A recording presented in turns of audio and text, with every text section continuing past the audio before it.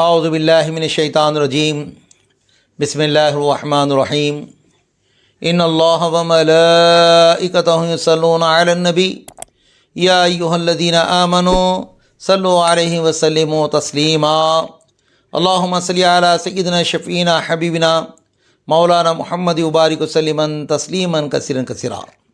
عزیزان محترم، حدیث نمبر 38 رات کا کھانے کا نقصان، رات کا کھانا نہ کھانے کا نقصان۔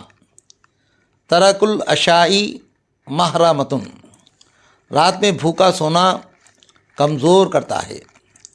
رات میں بھوکا سونا کمزور کرتا ہے۔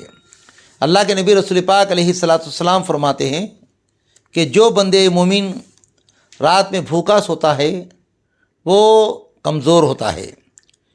سرکار مدینہ پیارے نبی صلی اللہ علیہ وسلم فرماتے ہیں کہ رات میں بھوکا مت سو جاؤ، آپ کے پاس کھانے کے لیے کچھ ہے، ایک مٹھی بھر کھجور کیوں نہ ہو یا تھوڑا سا کھانا کیوں نہ ہو، آپ کھا کر سو جائیں۔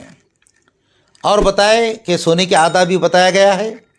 حضور پاک علیہ السلام جب آپ بستر پر تشریف لے آتے تو بستر کو آپ صاف کرتے تھے، بستر جھٹک لیتے تھے، جھاڑتے تھے۔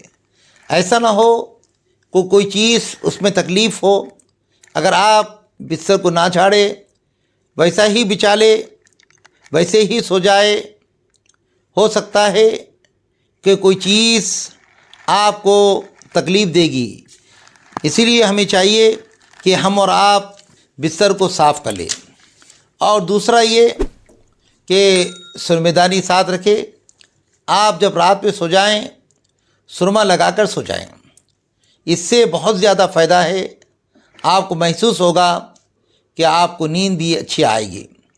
اور بتایا گیا کہ وضو کر کر سو جائیں، باوضو ہو کر سوئیں۔ اللہ کے نبی رسول پاک علیہ السلام فرماتے ہیں جب سو جاؤ تو باوضو ہو کر سو۔ ہمیں چاہیے کہ ہم اور آپ باوضو ہو کر سو جائیں۔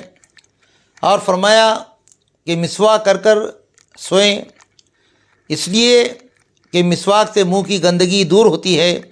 مسواک سے بہت زیادہ فائدے ہیں۔ بستر صاف کرنا چاہیے اور ہمیں چاہیے کہ ہم اور آپ صاف بستر پر سوئیں۔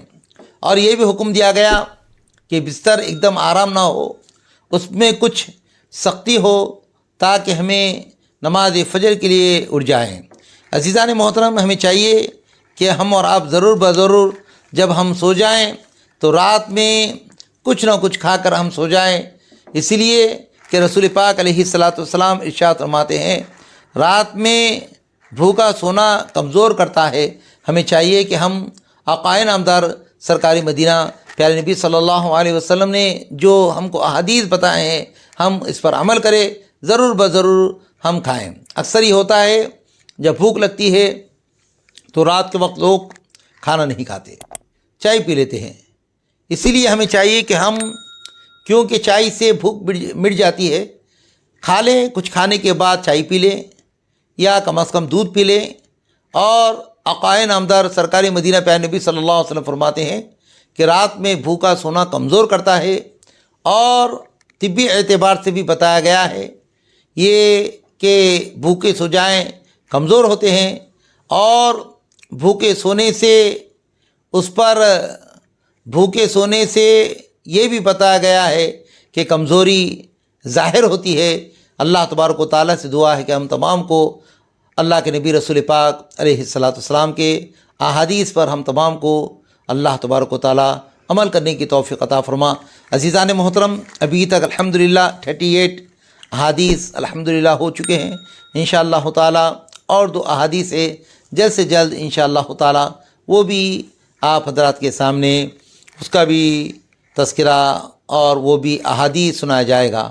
آپ حضرات سے ادباً گزارش ہے آپ حضرات ہمارے ضرور قاضی عبدالرشید صوفی کے چینل کو سبسکرائب کیجئے، شیئر کیجئے، زیادہ سے زیادہ آپ اس اس چینل کو لائک کیجیے۔ میں اللہ تبارک و تعالیٰ سے دعا کرتا ہوں کہ پروردگار عالم ہم تمام کو رسول پاک علیہ الصلوۃ والسلام کے تمام احادیث پر عمل کرنے کی توفیق عطا فرما برحمتک یا ارحم الراحمین والحمد للہ رب العالمین۔